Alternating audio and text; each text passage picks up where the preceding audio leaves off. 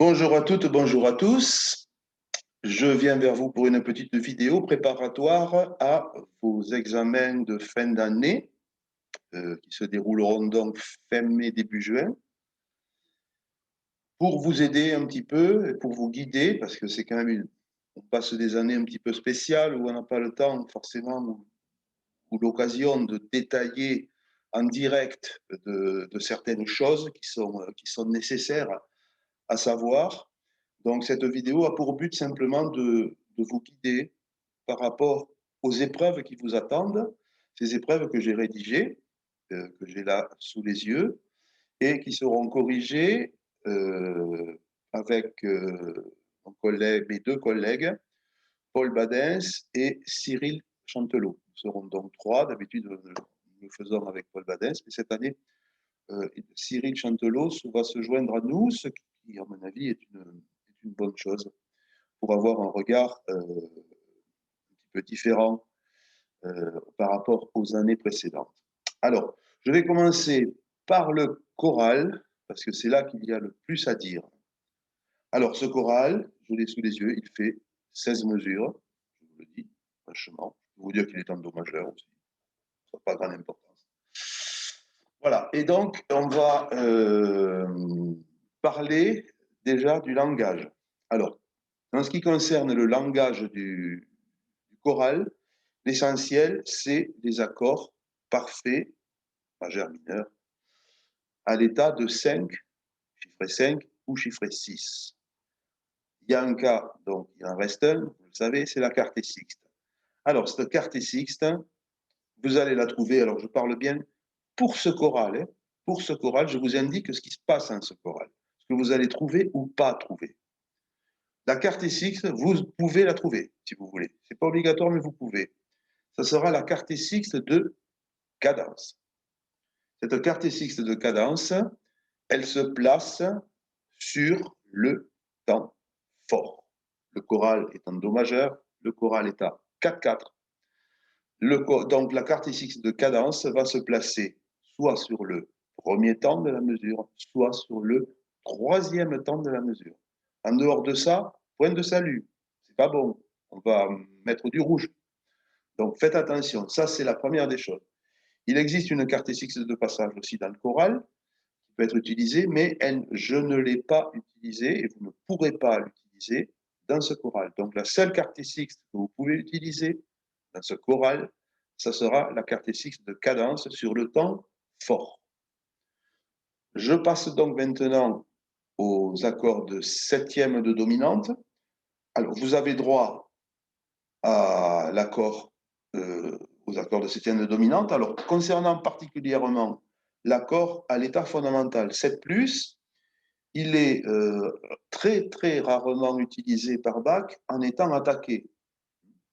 En général, il vient par la fondamentale et prend donc l'aspect d'une note de passage. C'est ce que vous devez faire dans ce choral. Par exemple, je prends un accord de Do, Do, Do, Mi, Sol. Je peux très bien faire passer.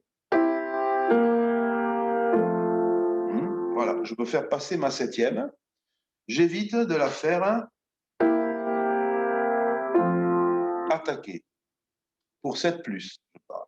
Maintenant, si 5 barré, le roi des accords de la modulation, le héros des modulations pour aller vite, c'est lui, c'est le Si5 barré, c'est la sensible en bas, c'est la septième en haut. Là, vous pouvez attaquer ou faire passer. Vous pouvez donc faire attaquer ou c'est comme vous voulez. Là, il n'y a pas de souci. Le suivant, c'est le +6. Alors là, attention, le +6, c'est clair, je le dis haut et fort, il n'y a pas de +6 dans la musique baroque. Parce qu'il y a toujours pareil, c'est comme la carte sixte. Hein, on a une carte. Voilà. Et donc, on supprime cet accord. On l'oublie complet. Il est remplacé toujours par l'accord +6, 3, c'est-à-dire le même, sans fondamental. Au lieu de Sol, Si bémol, Do, Mi, vous aurez simplement Sol, Si bémol, Mi. Je reviendrai sur cet accord. Ce qui concerne le dernier, le +4, bien entendu utilisable. Là aussi, préférable de l'utiliser dans le cadre du passage, comme l'état fondamental 7+. C'est-à-dire préférer à ça tout de suite attaquer, si bémol sol do mi, préférer faire passer la septième. Je reviens maintenant sur l'accord plus 6-3, qui est un accord qui comprend pas mal de petites règles importantes à connaître pour la réalisation. Alors, bien sûr, le plus simple, c'est de faire la résolution traditionnelle, c'est-à-dire la sensible monte, la septième descend. Par exemple, sol, sol, mi, si, qui va sur fa, do, fa, la. Donc tout se résout. Le si va au la, le mi va au fa. Pas de souci. Ça, c'est très bien. Alors après, il faut savoir que dans cet accord-là, la septième a une nouvelle possibilité. C'est-à-dire qu'elle peut aussi monter conjointement. Alors, je prends cet exemple. Sol, si bémol, mi, sol. Donc, normalement, je dois résoudre sur fa, la, fa, la.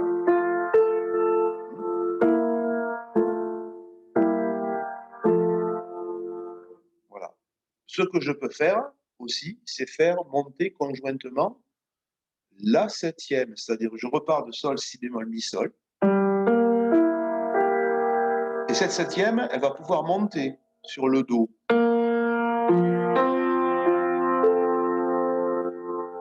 Ça, c'est tout à fait permis. La septième peut donc ou monter ou descendre conjointement, normalement, ou monter conjointement. Dernière chose concernant cet accord, c'est donc à partir du moment où la septième a deux possibilités de résolution, ça veut dire qu'évidemment, on va s'amuser à la doubler. Alors, par exemple, je prends cet exemple. Sol, si bémol, mi, si bémol. Donc ici, je vais appliquer la règle, c'est-à-dire qu'il y en a une qui peut descendre et l'autre qui peut monter. Celle qui descend, c'est celle toujours, c'est celle du haut. Et celle du bas, c'est celle qui monte.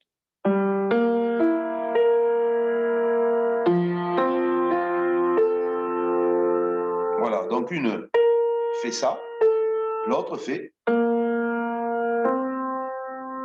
Voilà, mais toujours conjoint. C'est un accord très important. Vous allez le retrouver dans ce choral, souvent dans le cadre de l'échange. Dans le cadre de l'échange, par exemple, bon, je reste en fa majeur, puisque je suis parti en fa. Vous avez fa sol la au chant, par exemple, et vous allez avoir la sol fa, donc,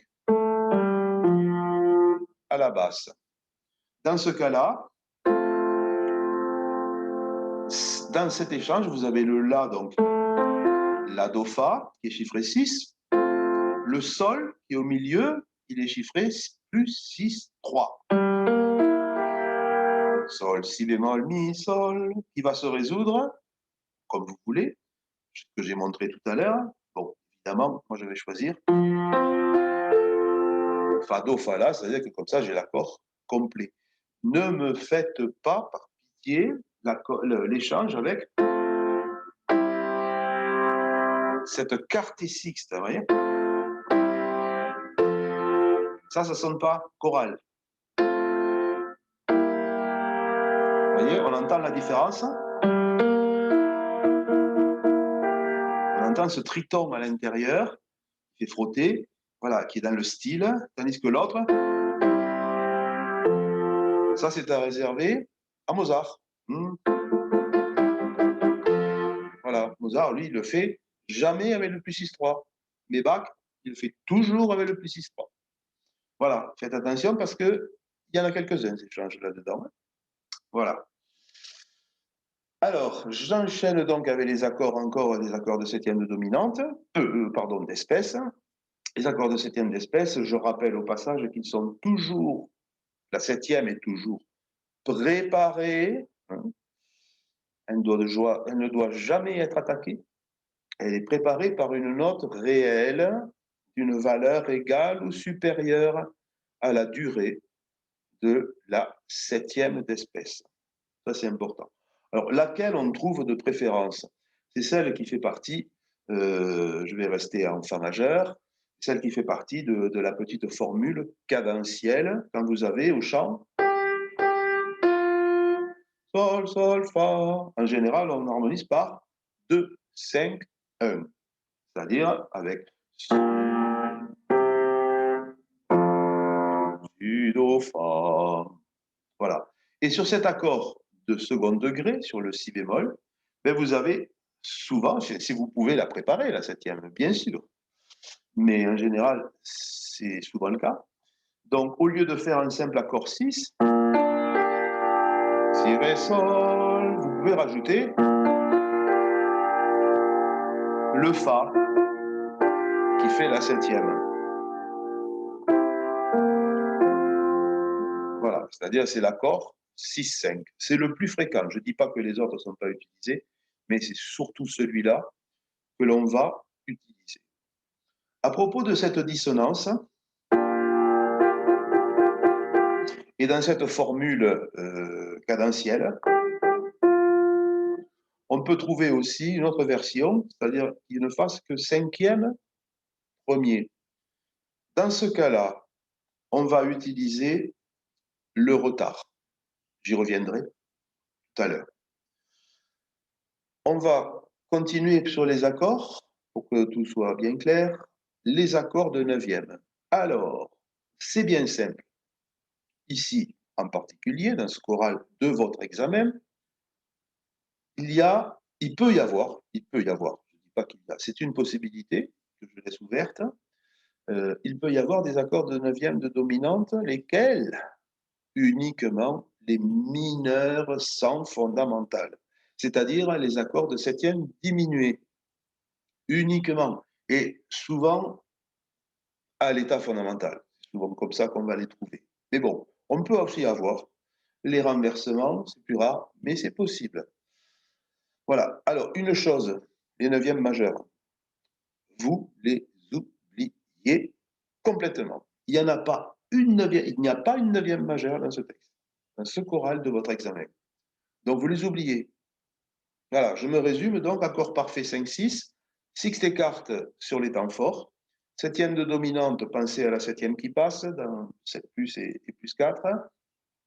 Les accords de septième d'espèce plutôt à l'état de premier renversement, pensez à la préparation. Les accords de neuvième, la neuvième mineure, sans fondamental, donc septième diminué. J'en ai fini avec les accords.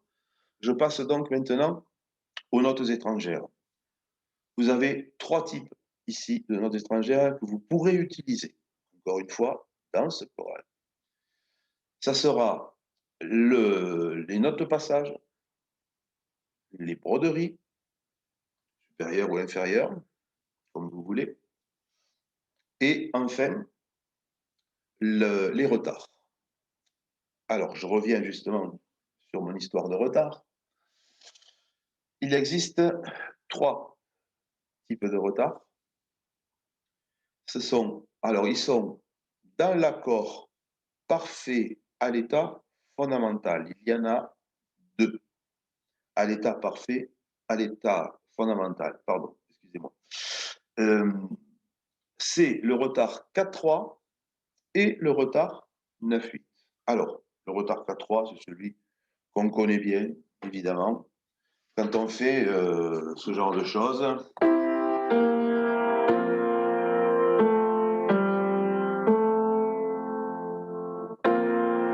on l'entend.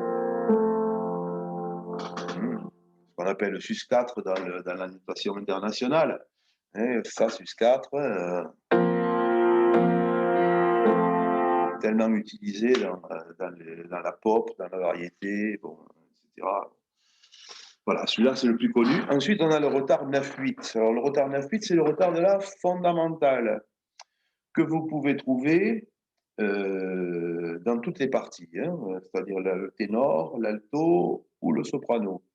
Alors, il y a une disposition qui est préférable, et c'est là que je vais faire la relation avec la petite formule sol, sol, fa avec la cadence. Donc tout à l'heure, c'était... On avait cette dissonance sur le second degré. Si, ré, fa, sol. Là, ici, on va pouvoir la faire. Alors, le retard, c'est comme la septième d'espèce. Ça se prépare avec la durée, par une note réelle et la durée de la préparation qui est au moins aussi longue que le retard lui-même. Donc ici, au lieu de faire, par exemple,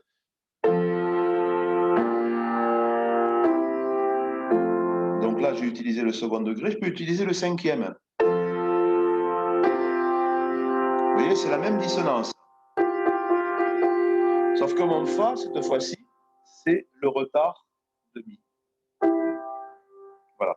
C'est la disposition privilégiée entre les deux parties supérieures, entre soprano et alto. Ceci dit, on peut très bien le faire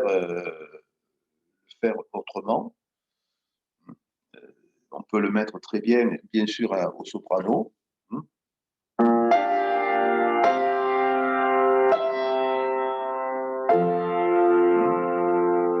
Voilà. Ou alors, on peut le faire aussi au ténor.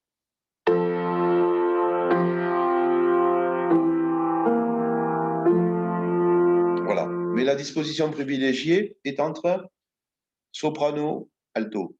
Le retard à l'alto. Voilà. Et ensuite, il existe, pour le troisième, c'est alors, si, pardon, que j'oublie pas, le retard 9-8, que je viens de vous... le retard 9-8. Donc, il faut que ce retard, pareil, soit préparé, bien entendu, mais il n'est valable, ce retard, que dans l'accord parfait à l'état fondamental, donc chiffré 5. 9, 8, c'est-à-dire ça. Vous voyez? C'est pareil, il peut être dans toutes les parties. Hein. Il peut être au ténor, à l'alto, au soprano. Il n'y a pas de souci, avec la même utilisation. Faites attention, on ne peut pas l'utiliser dans l'accord de sixte, parce que ça ferait le même. Le ré au-dessus du do, donc, par exemple. Hein. Voilà. Ça, c'est fautif, parce qu'on ne peut utiliser cet accord, enfin, ce retard, pardon, retard de la fondamentale, que lorsqu'elle est à la basse. Voilà, do. Et pas. Voilà, faites attention à ça. Voilà, après, bon, il y a le retard, donc à ce moment-là, dans l'accord de sixte, c'est un accord de sixte avec retard de la fondamentale, mais dans lequel il ne faut pas évidemment mettre la fondamentale. Voilà. Je regarde rapidement, je ne pense pas que vous ayez besoin, non, vous n'en aurez pas besoin de ce retard 7-6. Vous pourrez utiliser éventuellement le retard 4-3 ou le retard 9-8, donc uniquement dans l'accord à l'état fondamental. J'en ai fini pour les accords et les notes étrangères dans le choral. Faites bien attention, quelques conseils supplémentaires. Les arrivées sur les points d'orgue, ce sont des cadences parfaites ou demi-cadences. Je suis en train en même temps de regarder mon texte. Il n'y a que ça. Voilà. Demi-cadence, cadence parfaite. Vous n'avez que ça dans ce choral. Pas la peine d'aller me chercher autre chose. Donc, pas de cadence imparfaite et pas d'arrivée, surtout sur, donc, si je dis cadence parfaite ou demi-cadence, ça veut dire qu'on arrive sur des accords 5 à l'état fondamental. Voilà, je ne veux pas avoir d'accord de sixte, d'accord de septième là-dessus. Non, interdit. Voilà, je pense avoir été assez complet sur le choral. Rassurez-vous, j'en aurai moins à dire sur le chant. Beaucoup moins. Vous allez voir, ça va aller beaucoup plus vite. Alors, le chant. Ah ben, je me suis dit, tiens, j'ai fait le choral en do majeur, je vais faire le chant en do mineur. Voilà. Et le chant, comme le choral était à 4/4, je me suis dit, ben, je vais faire le chant à 3/4. Bon, ça vous donne pas grand-chose, mais vous savez à quoi vous en tenir comme ça. Alors, ça a l'air de rien comme ça. Alors, les conseils pour le chant, je prends bien soin de réfléchir euh, aux articulations et aux phrasés. Et ça, vous êtes tous un petit peu dans le même cas, je vais dire, du premier cycle jusqu'au troisième cycle. On a tendance, à, quand on a fait le texte, à se dire oh, rajouter les nuances, les machins, ça me casse les pieds. Bon, et pourtant, et pourtant, quand les auteurs mettent des indications, c'est pas pour faire joli sur la partition, c'est que ça a un sens. Voilà. Et donc, tenez compte des phrasés. Ils sont là pour vous aider. C'est pas là pour vous embêter, ils sont là pour vous aider. Voilà, quand je mets un petit trait sous une note, avec la liaison dessous, ça veut dire quoi? Bon, je vous le dis franchement, ça veut dire que c'est une appoggiature. Voilà. Quand, par exemple, je vous fais un exemple, alors ce ne sera pas du tout ce que vous avez comme texte, hein, mais bon, je fais exprès.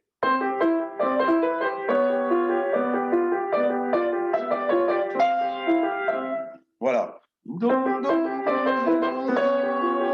Là, je vais vous mettre do dièse, ré, avec un trait sous le do dièse et une liaison jusqu'au ré, pour vous dire, attention les filles et les gars, et je suis appoggiature moi. Hein. Voilà, et pareil après.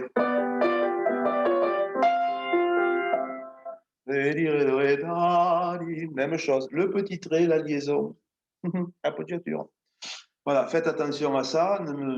Quand je mets ces petits traits sur les notes, c'est que ça a un sens réel pour votre réalisation. Les phrasés, par exemple, aussi peuvent vous aider.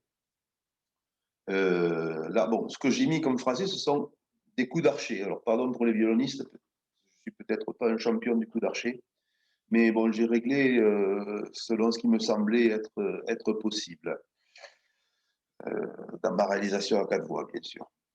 Voilà. Mais ça donne quand même une indication. Ça donne une indication. Quand vous avez une grande phrase, ça peut indiquer que ce soit un petit peu la même harmonie. Voilà.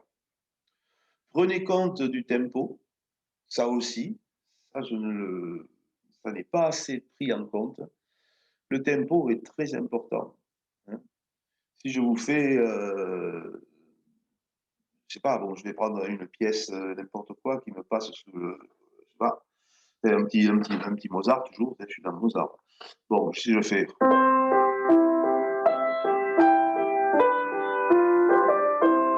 à ce tempo-là, je peux me permettre de faire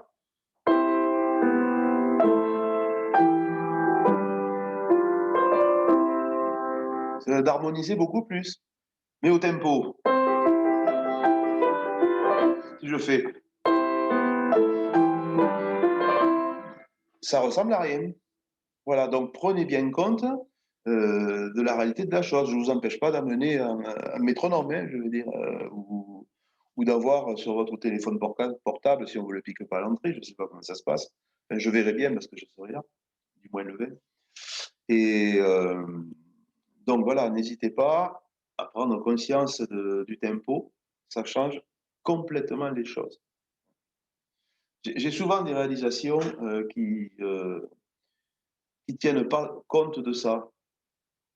Et ça, c'est dommage parce que, comme je viens de vous montrer, en musique, bon, moi, je suis arrangeur, et bon, j'aime beaucoup ça, on peut bidouiller les choses, je veux dire. Mais si on veut rester dans la veine véritable de ce qu'on leur demande, il faut prendre tous ces paramètres en compte. Tempo, phrasé, nuance, articulation. Très important. Voilà. Je vous dis franchement, je me suis un petit peu cassé la tête pour que ces textes de cette année soient parfaitement lisibles et qui reflètent ce que l'on a vu véritablement et en essayant de vous apporter ces aides-là, plus cette vidéo que je fais qui doit vous permettre d'être tout à fait à l'aise.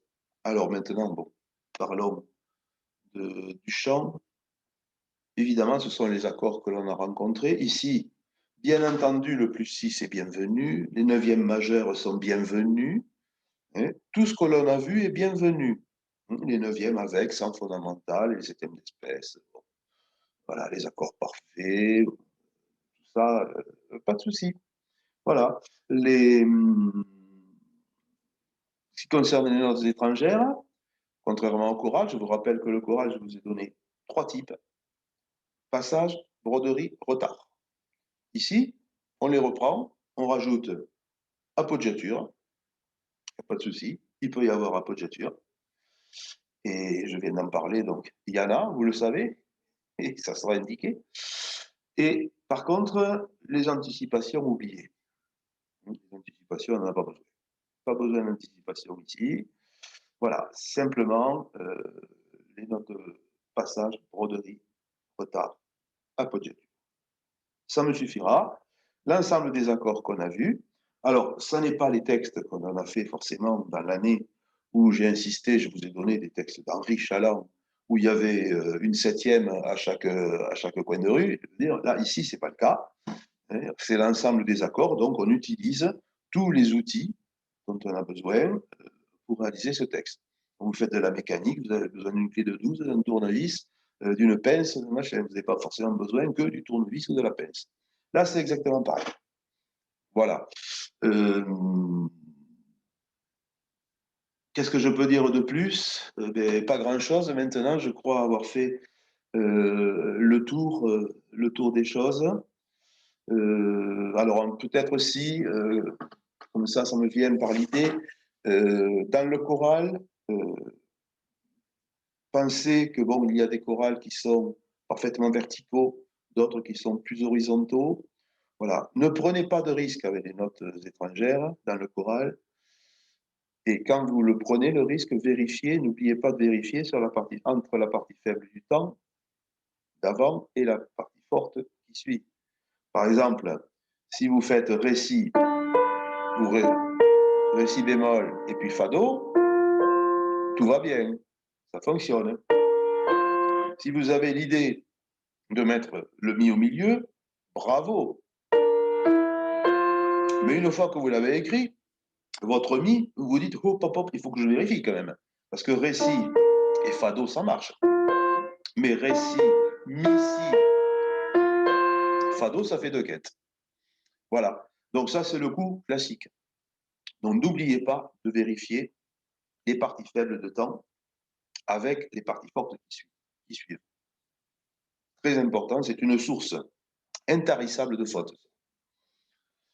Chaque fois, stylo rouge et que j'épuise à force. Voilà. Et pareil, pour le chant, essayez de penser vraiment que c'est un quatuor à cordes qui va le jouer. Et c'est pas écrit sur le papier pour être sur le papier, c'est fait pour être joué. Voilà. Essayez bon, d'avoir quelque chose d'un petit peu élégant, qui chante un petit peu. Voilà. Ne prenez pas de risques. Hein. Le but n'est pas pour vous, à votre niveau, de prendre des risques. Hein. Il vaut mieux une bonne partition bien, bien carrée, bien écrite.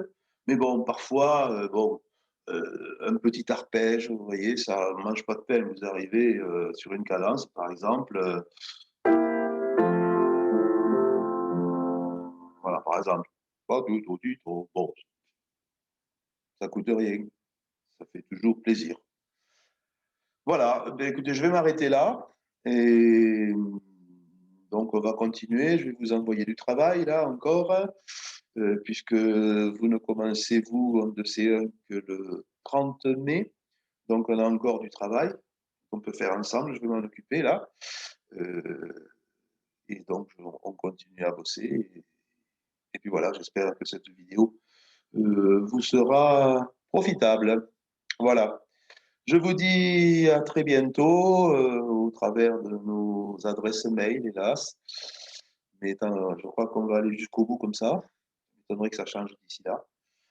Et bonne continuation à vous. Et puis, puisqu'on est au bord du week-end de l'Ascension, eh bien, bon week-end de l'Ascension. mais ne m'oubliez pas trop quand même. Allez, au revoir, à bientôt.